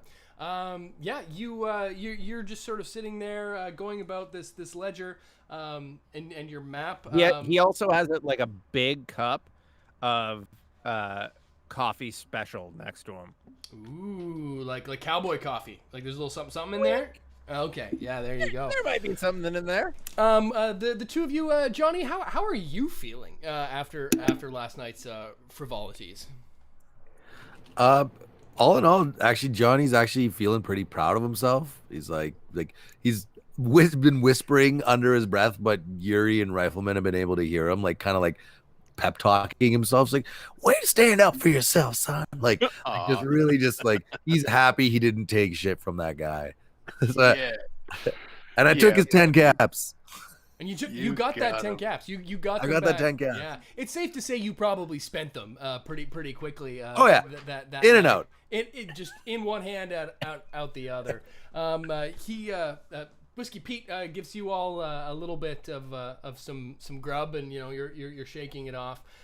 You're in the city, you're in the town. How much of last night's interactions was shared between the three of you? You now have a quest of sorts to make a run down to the old Denver water purification plant. But Yuri might be the only one who knows this as such. What's I definitely in the morning, especially, I'm gonna look over at Yuri. Hey, my friend, you get everything sorted out last night? More or less, yes. It seems that I have a job that I would like both of your help with. There will be payment, of course, from my contractor. We will not be taking Enola May for this one. She will be kept safe with my friends at the Crimson Caravan under lock and key. But it seems, and then I'll go back into my satchel and I'll pull out more details, and I'll say, it seems, Grant, that we are going, if you agree, down to Dogtown. They require a shipment of fresh water for this city. And as you see, you see an estimated amount of calculation, a calculation for the estimated amount of people who live in Boulder City, how much fresh water people need during a day, how much blah blah blah, all the way down. And I'll say, we are being loaned to protect a Ramen Caravan water hauler. With this, if we complete this deal, it may be that we can set up a trade route up to Longmount. Johnny, and I'll snap, are you paying over here? Or are you paying attention? Yeah, sure am, Mr. Yuri. Read you loud and clear. Here, have a sip of this, and I'll push over my cup of coffee. So it seems that, Overseer, how far is it to the south? Yeah, it would take you about 2 days there and back. So it's a bit of a hike. It's mainly because you are going to be hauling both, or driving, I should say, a Brahmin train down and then hauling back up. So it's about a 4-day round trip. To get both there, to actually do the deed of filling up the tanks. Well, we can go over that a little bit more in person when you get the mechanics of it down. But it's gonna take a good few days to make it happen. I'll say to them, it's about a week round trip, and we're going to need more men and guns than we have now. Between the three of us, especially me, we don't have enough firepower for this. Grant, I think we're going to need your expertise to hire some mercenaries. Yeah, absolutely. I'm game for that. I can spend my time today seeing what I can rustle up. I'm going to go ahead. Sorry, go ahead. I'll read between the lines here. It seems like you've got a lot at stake, my friend. So we'll make sure that we do this right. Dogtown is one hell of a mess. At that, Yuri looks up at Grant, and in the greatest reassuring smile that an ex-preacher man can do. He says, there's no problem for me. Ooh, we're keeping the cards close to the vest on this one. Okay. Well, I'll help make sure that that's true for you. Well, Johnny, I'm gonna need some charismatic charm from you, my friend, today. We've got some friends to make. Yeah, absolutely. I need to track down this Trader Joe and see what he's got as well.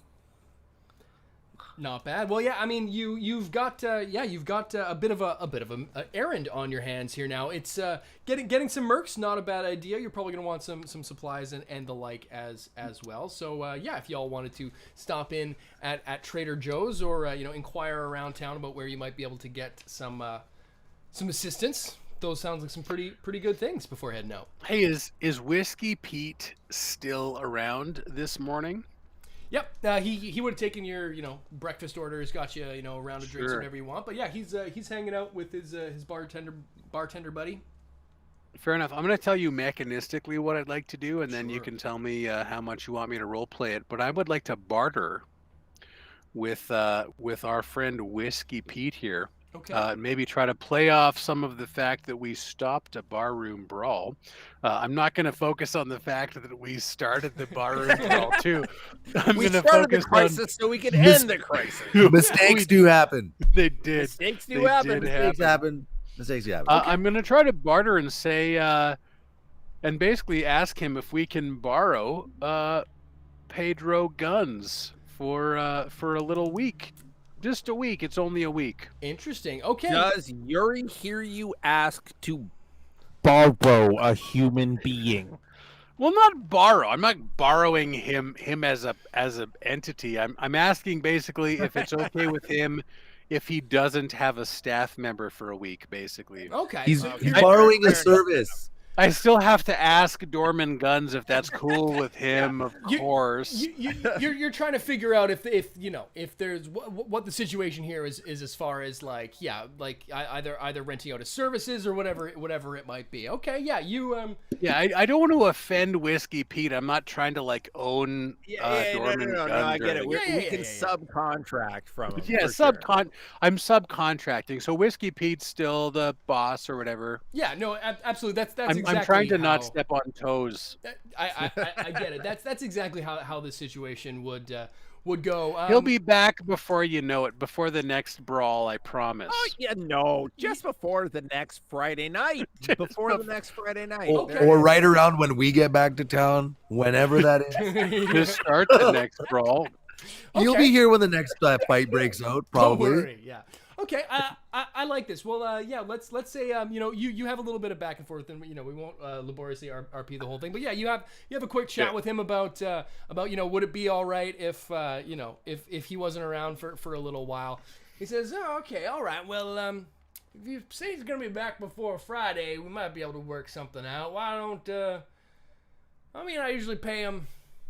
I usually pay him pretty well. Let's say, I could let I could part ways. I could be all right with it for, say, grease the wheels for, I don't know, let's say 30 caps.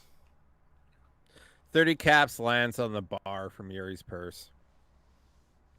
Yeah, absolutely. Plus Mr. Whiskey Pete, you'll be in our debt, and we will owe you exactly one favor in addition to this payment.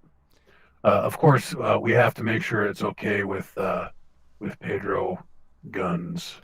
Yeah, you go if it's all right with him, then it's all right with me. But yeah, I mean, I'll save him some wages, and you'll be making me a little bit more. So yeah, that's all right. Hey, Pedro. I mean, Doorman. He looks around to see if anybody saw, and he gave him a name. Come on over here. He Doorman Guns comes up and he takes a couple steps and then looks back at the bucket of guns, grabs it with one arm, and brings it up with him.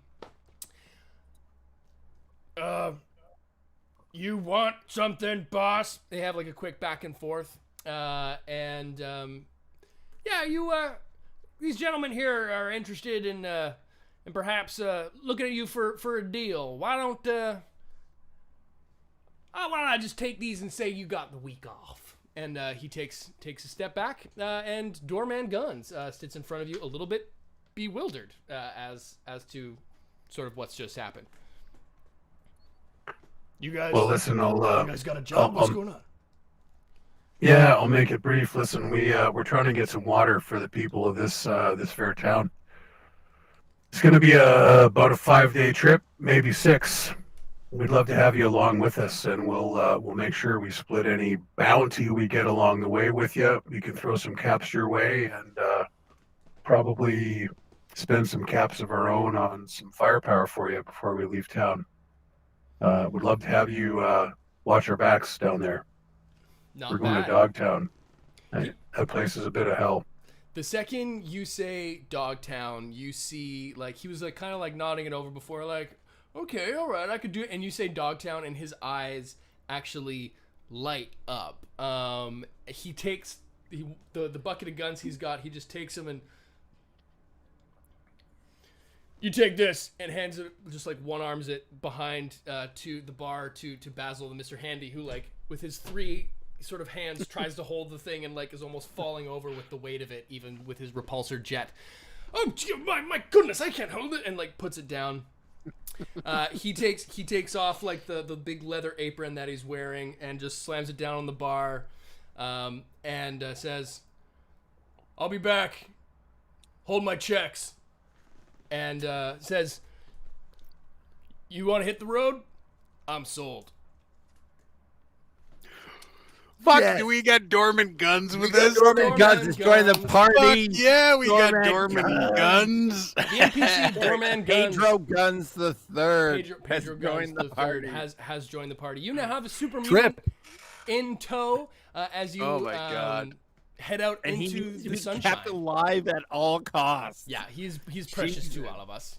That's you fucking head out great. into the sunlight and very bright for your eyes this early in the morning, and this sort of hungover for each of you, into the streets of Boulder City, where it is a raucous, Alrighty. a wreckin' and a rockin'. You have a bit of I would muscle like with to- you. What would you like to do? I'd like to ask Dorman Guns if he had a weapon of some kind, melee or ranged, what would it be? And then I'd like to go around with Johnny and try to make him a precise person. get something for it. He sort of Super sledge. yeah he sledge. he looks at Two-hander. at the 3 of you and says, "Well, I got some gear back at my hovel, but it's been a minute since I've been out on the road. I'm mostly good with up close and personal after you saw last night. I mean, I can work some if it doesn't have a trigger guard." He like holds up his fucking for a super mutant. He is big. Like he's a big boy. Big boy. He's not as Big big boy. as like Baby that, like, boy. Baby boy. He is not a baby boy. He is a big baby.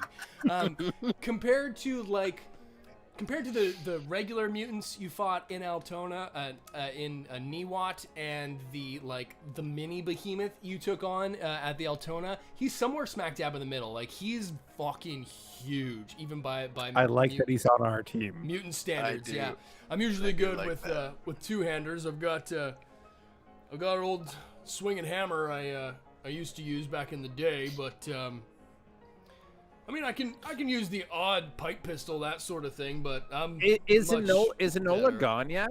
She's still hunkered down. There's still the Oliver Twist crew, the young sort of street urchins who take care of everyone's animals outside of the Brahmin Tail are still hanging out, and one of them's playing with Enola. He's got like a little bit of razor grain cud that he's like tossing to her. Both of her heads. One of the heads is pick it up.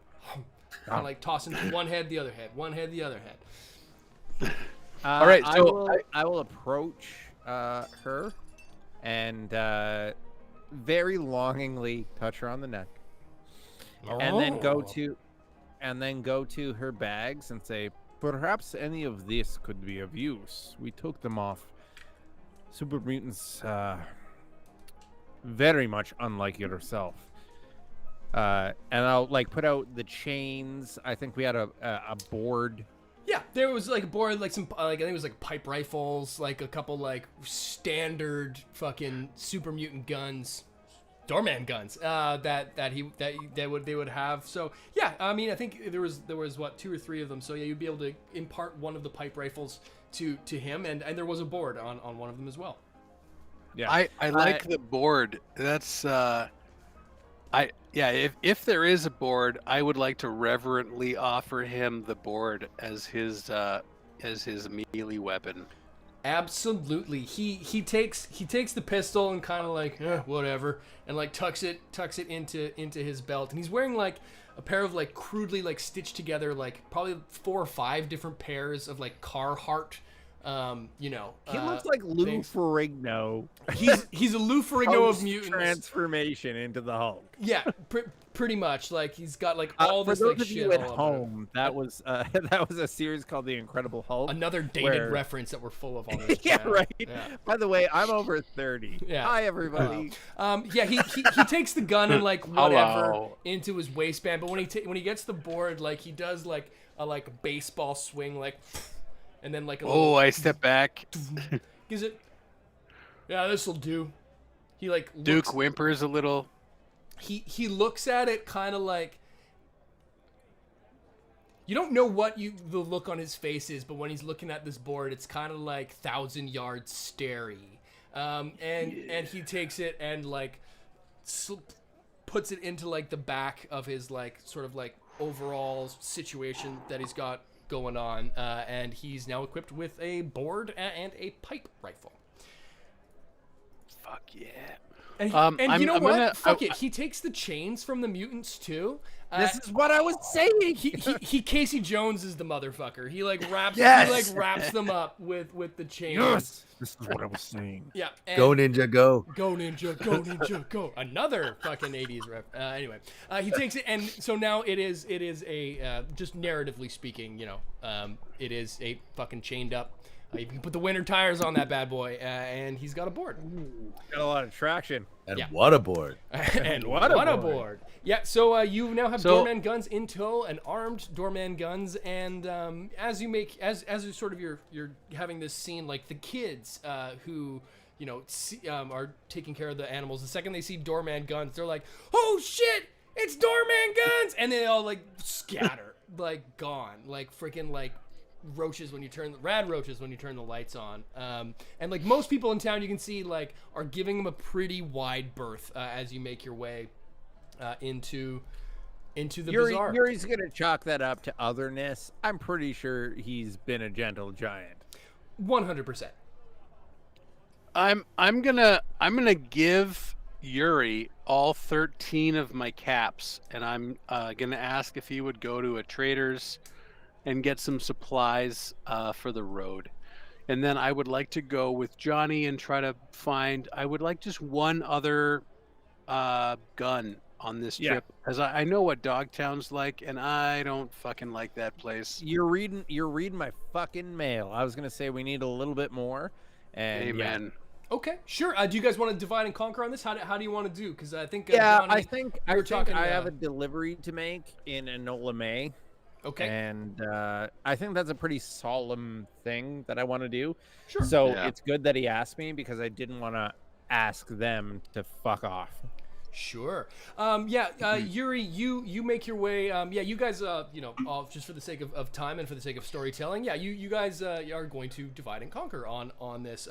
Johnny gets handed a number of caps, and I'll let you all decide how much you take him to go to Trader Joe's and get some supplies, while Yuri takes the Brahmin to do his backroom deal with Robert Waxman, and Doorman Guns and Rifleman head off to perhaps go. You ask Doorman Guns if there's anywhere where you might find some guys looking to make a buck and throw some lead down range, and he takes you off into the bazaar. We will start, I guess, with Johnny, who. Hey. Just quick, I would like to give Yuri like a compassionate, knowing, like a friend to friend, heart to heart nod, just a look. Actually, and you a know nod. what? Let's do this interesting. Fucking roll for some shit. Like, Because rolling let's against see you how guys playing much against yourselves, I like it. Let's see What how am I much rolling? Prove you're a good friend. roll against your good friend. Roll for Roll friendship. for friendship. Roll friendship. No, but like, I'll leave it up to the overseer. But like, how much do you perceive about my mood?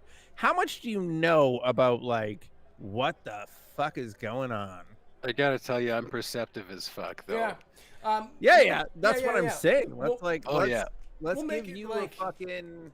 a bit of Let's a get bit of some a skin weird in the one. game. We'll do perception plus speech, I guess. All right.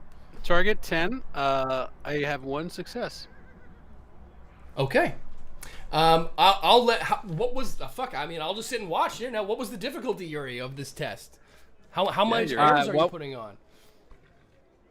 He's keeping everything close to the chest. Okay. Okay.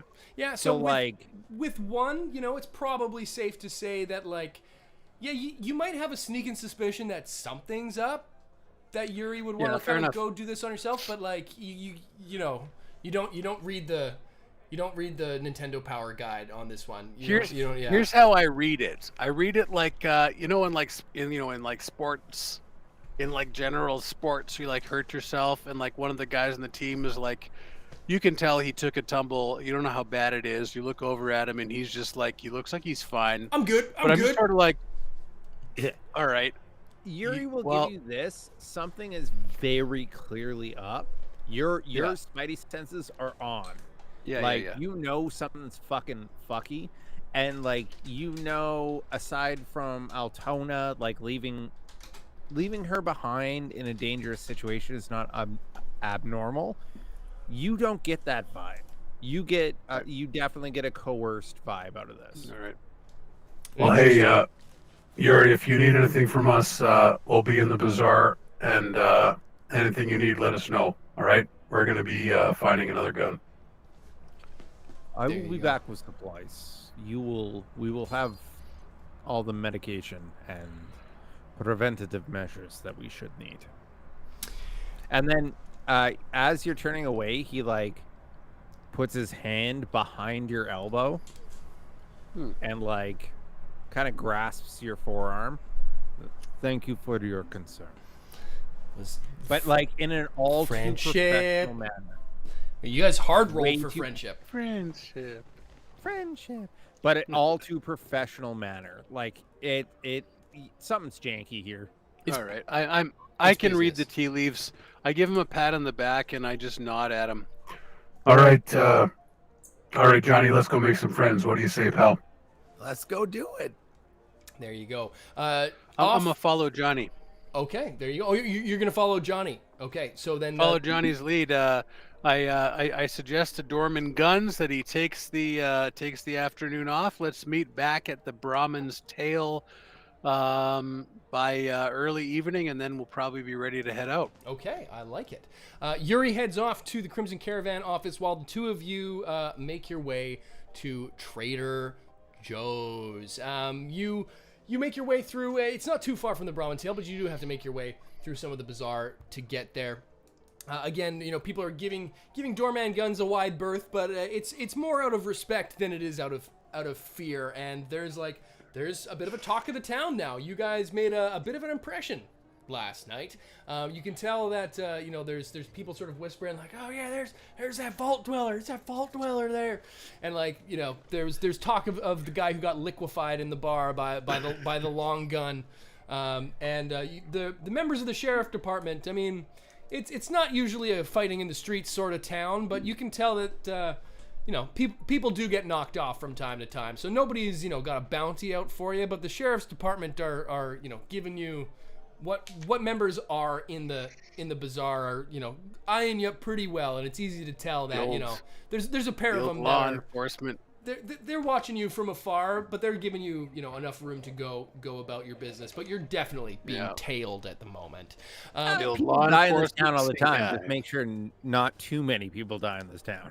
Pretty much, like you're nobody's coming after you, but you get the impression that you might be on thin ice. a little bit as you Yeah, make your fair way enough, up to fair this enough. this glowing neon sign made up of many neon signs in different letters and variations of ones scattered throughout the wasteland and different buildings over the years, which spells out Trader Joe's in a large, what would have been an old shopping, not shopping mall, but like a grocery store, I guess it would have been back in the day. There's people coming and going through it, a few shopping around as you make your way in, and the door opens with a bell up on the top, and you find yourself in sort of a market of sorts. It's an open air sort of spot with a few different rows of shelving, and there is a few people up at the counter going about their transactions, and one very, very large man in a wheelchair behind the counter. What do you do? Let's approach the man in the wheelchair. Like, are you Joe? Well, that's what it says on the sign, isn't it? As he finishes up, "Thank you, ma'am," and hands her a bag of groceries and looks. And Johnny getting a look when he turns to, "That's what it says on the sign," and looks at you and catches the glistening blue of your Vault 86 jumpsuit, and his eyes just go wide and say, "Well, I'll be that's a real deal. That's authentic, ain't it?" And he wheels around. It's very large. This wheelchair again is made up of multiple wheelchairs. He wheels around very fast for a very large man around the counter, and you see that he in fact has no legs just above the knee, and he comes up and there could be a barroom brawl happening, and he wouldn't care. He is looking you up head to toe, "Oh wow, that's a Mark III Pip Boy there," and he's just fully fanboying over just your kit in general. "Where did you get all this gear? This is all Vault-Tec authentic. You got certificates for these?" Oh, sir, this was standard issue down at Vault-Tec Academy here. All of this is authentic as it gets. He looks you up and down and says, "Wait, no, you mean you're from a vault?" Vault 86, born and raised, sir. He spins you around, looks at the numbers on your back, spins you around again. You're not pulling my arm, are you? Because I can't. I mean, I've seen a couple of but you're from an actual vault. No, This is mister, just something you just found out there in the waste. I tell you the truth. I'm as honest as they come. That's Vault 86 is finally the place I call home. Listen, we ran into a friend of yours up at the Altona Hotel and Resort. Fella by the name of JD sent me down to come speak with you. JD? What? You mean JD Holiday? He's alive? Last I seen him, not too long ago. God damn, is he? So, and wait, you saw the canteen? He still got it. It's the canteen which made me inquire further about you. Come with me here. He starts wheeling down one of the aisles. He takes a sign and puts it up on the counter, and it just reads back in 5 minutes, and just yells back, "Y'all are on the honor system. I know what's here and I'll know what's gone." And he just wheels as fast as he can. Come on. And there's only 3 or 4 people still in the building here, just going about their shopping. They couldn't really care less, but he moves really fast back towards a back room with a beaded curtain and just goes flying through it. And as the two of you make your way around the different shelves and through the beaded curtain, it's very dark, and as you come through, hold on one second, I got here. He's you can hear him rummaging and metal cans clanking and all kinds of stuff. As he flips, you hear a switch flip and the audible, ka-thunk of electricity starting to pump through some conduits as a light turns on, and he wheels around as this set of 3 floodlights shines down on a glass case with a mannequin in it. What? With a I was vault with you suit until mannequin.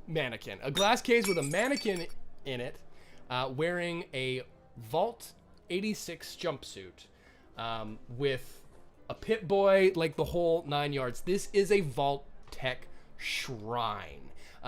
All this regalia. There's like, manuals with the, Fallout, the Vault Boy doing the thumbs up and the whole 9 yard, like all kinds of like little bits of Vault Tech this and Vault Tech that, a lunchbox. This, you can tell like it's like a velvet curtain that's been drawn across the thing. This is the pride and joy of Trader Joe in Trader Joe's.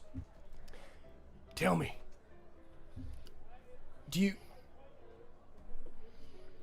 does it look legit? Oh my God, Mister! This is. Oh my God! Is this cosplay? Is he doing cosplay?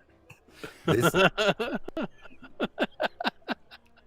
If you're from Vault 86, I gotta ask you: Are you one of the? Are you one of the? are you talking? I've been through the experiment. I unfortunately, if you're looking for one of the smart ones, it's not me. No, it is not. Oh, shucks. Well, I gotta say, if you ran into old JD, he's still kicking, and he's still got that flask, then well, that ain't not bad. You see, this suit, it was his once. Whoa! What the fuck? Whoa.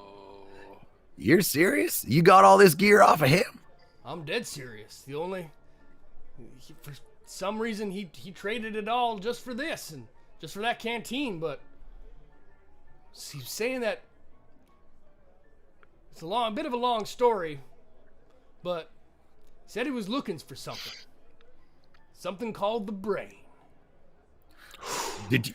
Hold on. Back up. Stop just a minute. Did he say brain? He said he was looking for the brain.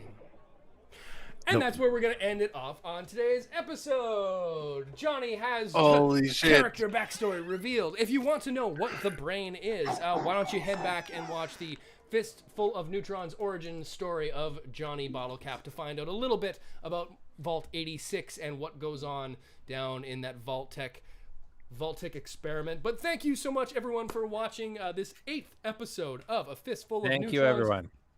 Thank you so much for sticking through. To have Tell your mom. Tell your mom, tell your dads, tell your friends, tell everyone, if you're a Fallout fan, Tell and you like anyone you know. RPGs, then please come back and join us next week. Congratulations again to Not So Toxic for winning our most recent draw of a Congrats. Fallout 2D20 Congratulations, digital Not So Toxic. rule book. Congrats. We've got one more to give away, and we'll be doing that in 2 weeks when we return once again for another episode of A Fistful of Neutrons. Thank you so much, everyone, for watching.